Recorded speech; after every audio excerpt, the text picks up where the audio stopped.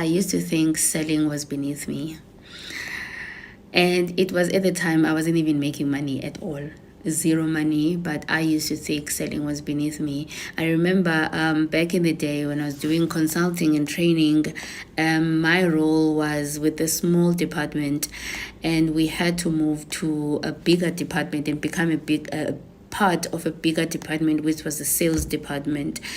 And my boss comes to me and he says, we're going to be part of this and you need to help with the retention and sales. I think they were doing a split now of a salary where I'm going to have commission as part of the salary. Just an example, if I'm earning 1,000 rands, 500 rands was going to be my salary, and the other 500 rands and more than I would get from the commission. But it was going to work out to the same amount if we as the small department make the money. Sure.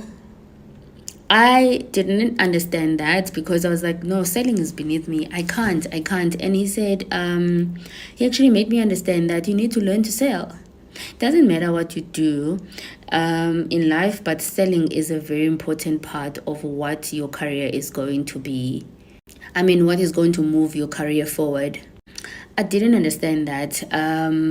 But first month came after the changes. Oh, I got a bit of more money because we'd done well in the sales and the renewals. And I kept on doing the consulting, kept on doing the training, but there was that sales element. And one time when I got my biggest amount, because I think they used to take some of the commission and they'll give it to you after 3 months. So I got my biggest amount that time, and that's what changed my perspective, because obviously the money.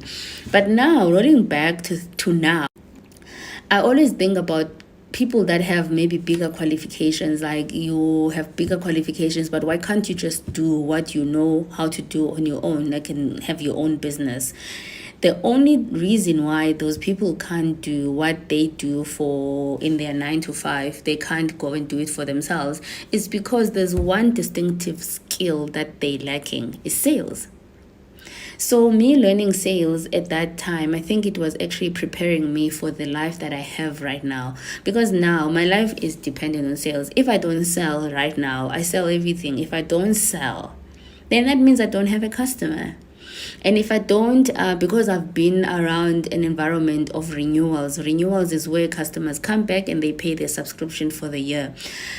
So if I was not in that environment of renewals, then I wouldn't have known how to retain a customer so that that customer can come back and renew their services with me, or call me and say, I still want you to do this job. So if you are afraid of selling, or maybe you see people that are selling forever, or selling this other product, selling this, and you think, sales, you need to change your mind about that, because no business will ever survive without sales.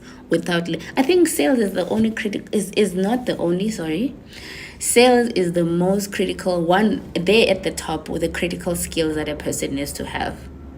Even if you're a doctor, you need to have your sales, because it comes across how you brand yourself and how you interact with the customer and how you retain those customers who come back to you.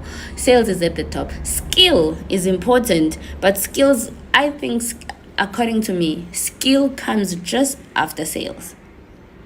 Sales is, I thank the people that actually steered me into the direction of sales, and this is why I'm here today. Learn sales, don't repel sales. You need to invest your time in understanding what sales is about and start selling.